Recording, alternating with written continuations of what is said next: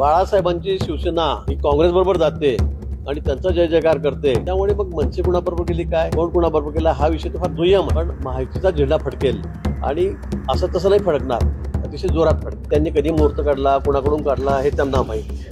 त्यामुळे आता मी काही करताना मी काही हात बघत नाही किंवा ज्योतिषाकडे जात नाही. मी आजपर्यंत काही कुठे पूजापत्री किंवा असं काही आजपर्यंत केलेलं नाही किंवा बुवाबाजी कुठे केलेली नाही. त्यांना आमच्या शुभेच्छा आहेत. त्यांनी सगळ्यांनी एकत्रितपणे या ठिकाणी लढावं. बघा, नाशिक शहर आहे, विशेष करून जिल्हा आहे, हा भारतीय जनता पक्षाच्या पाठीशी किंवा त्यांच्यावर, त्याच्या नेतृत्वावर विश्वास असलेला सगळा हा जिल्हा आहे. आपण येत्या महापालिका निवडणुकीमध्ये आपण जसं म्हणतात तसं आमची या ठिकाणी तशी महायुतीचीच तयारी आहे. महायुतीच आम्ही लढणार आहोत. पण काही झालं तरी पण इथे कुठेही महाविकास आघाडीला त्यांनी कोणाबरोबर युती केली, काही केलं तर कुठेही त्यांना संधी मिळणार नाही. अजून पुढे पुढे काय काय होतं रे बघा. दररोज निर्णय होतील, दररोज बैठका होतील, नंतर तासातासाने होतील आणि कसे निर्णय बदलतील ते आपल्याला लक्षात येईल. कुठेही त्यांच्यामध्ये एकजूट नाहीये, कुठेही एक संघटना त्यांच्यामध्ये नाही, एक वाक्यता त्यांच्यामध्ये नाहीये. मुंबईत वेगळा निर्णय आहे, नाशकात वेगळा निर्णय, पुण्यामध्ये वेगळा निर्णय. मला वाटतं तरी पण आम्हाला त्यांच्या युतीशी, आघाडीशी काही कुठे काही घेणं देणं नाहीये. त्यांनी कसंही लढावं. भारतीय जनता पक्ष महायुती सक्षम आहे. आम्ही कुठल्याही पद्धतीने त्यांच्याशी लढायला तयार आहोत. आपल्याला कळेल की नाशिक शहर महापालिकेमध्ये निर्णय आल्यावर की जनता, मतदार कुणाच्या पाठीशी. आपल्याला तेच सांगतोय की आम्ही आमच्या कार्यकर्त्यांची फळी हे सर्व सर्व सर्व दृष्टीने तयार आहोत. आणि विशेष करून म्हणजे मतदार जे आहेत ते आमच्या बाजूने आहेत. माननीय देवेंद्रजी मुख्यमंत्री आहेत, त्यांच्यावर सगळ्यांचा विश्वास आहे. माननीय मोदीजींचं नेतृत्व आपण बघतात, त्यांच्यामुळे भाजपवर सगळ्यांचा विश्वास या ठिकाणी आहे. आणि विशेष म्हणजे आम्ही महायुतीमध्ये आहोत. त्यामुळे शिंदे साहेबांची सेना असेल, अजितदादांची टीम असेल, आम्ही सगळेजण या ठिकाणी सोबत आहोत. त्यांनी किती प्रयत्न केला, काहीही केलं तरी त्याचा कुठेही फरक पडणार नाही. आणि निकाल आल्यानंतर आपल्याला आपण भेटू, त्यावेळेला आपल्या लक्षात येईल. आता ते त्यांनी बघावं, त्यांना कुणाबरोबर जायचंय काय. राजकारणामध्ये म्हणजे आजकाल आपण बघितलं काहीही अशक्य नाही, काही होऊ शकतं, काही होऊ शकतं. म्हणजे बाळासाहेबांची शिवसेना ही काँग्रेस बरोबर जाते आणि त्यांचा जय जयकार करते, यापेक्षा अजून काय दुसरं काय उदाहरण देता येईल. त्यामुळे मग मनसे कुणाबरोबर गेली काय, कोण कुणाबरोबर गेला हा विषय तर फार दुय्यम आहे. मला वाटतं ज्यांना जसं पडेल त्यांनी तिकडे जावं. आमची तयारी पूर्ण आहे. आम्ही निवडणुका लढणं सक्षम आहोत आणि निकालानंतर आपल्याला हे कळेल. मी महायुती म्हटलं, आपण असं मी काही एक पक्ष नाही म्हटलं. मी महायुतीमध्ये आम्ही लढणार आहोत हे मी 4 वेळा रिपीट केलं. त्यामुळे आमदार सुहास कांदे पण या ठिकाणी सकाळी येऊन गेलेत.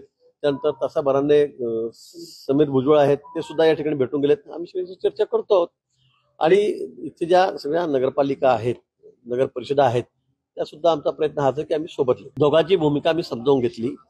दोघांची भूमिका समजून, म्हणजे सुहास कांदे आहेत, एकनाथ शिंदे साहेबांच्या सेनेचे ते आहेत, आणि समीर भुजबळ यांच्यामध्ये किती प्रेमाचे संबंध आपल्याला कल्पना आहे, तर मी सांगायला नको. त्यामुळे साहजिक आहे ते वेगळे लढतील. पण तरी पण मी समजवण्याचा प्रयत्न केला आणि त्यातून आम्ही मध्य मार्ग काहीतरी काढू. आणि निश्चित या नाशिक जिल्ह्यावर पण महायुतीचा झेंडा फडकेल आणि असं तसं नाही फडकणार, अतिशय जोरात फडकेल. अशा परिस्थितीमध्ये आमच्यासोबत कोण असेल हा विषय. आता बघा काय काय होतं. दोघांची मी चर्चा केलेली आहे. काही प्रस्ताव मी त्यांच्यासमोर ठेवले की आपण सगळ्यांनी एकत्रितपणे लढलं पाहिजे, आपण एकत्र राहिलं पाहिजे.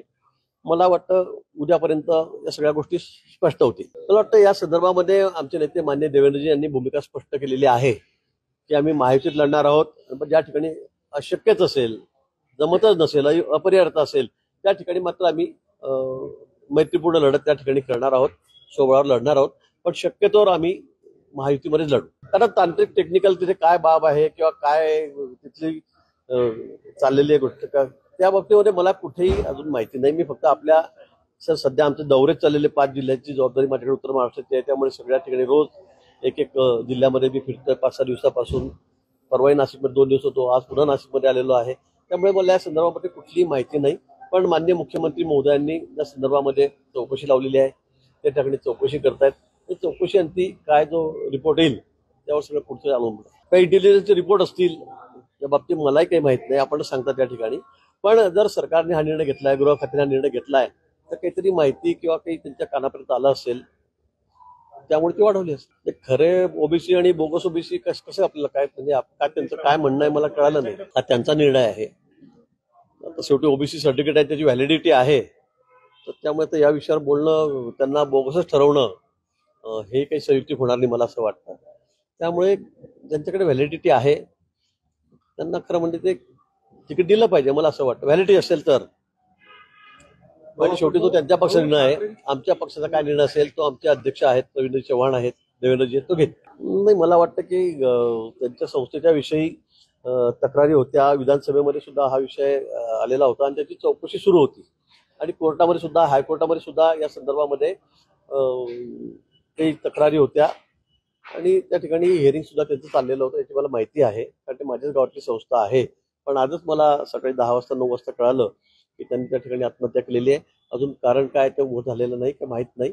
पण निश्चित त्यांच्या संस्थेवर चौकशी सुरू होती हे खरं आहे. मला नाही वाटत, कारण त्या ठिकाणी जी चौकशी सुरू होती त्यामुळे त्यांनी अनेक वेळा प्रयत्न केले कोर्टामध्ये, हायकोर्टामध्ये, पण तो अजून तो न्यायप्रविष्ट सगळा विषय आहे. ते त्यांच्या बेलच्या बाबतीमध्ये विषय होता की भानगडी झाल्या त्या गावामध्ये आमच्या, याची मला कल्पना आहे. त्या संदर्भामध्ये अनेक गुंतागुंतीचा हा विषय आहे. त्यामुळे कुठलाही राजकीय हस्तक्षेप वगैरे असण्याचं कारण नाही.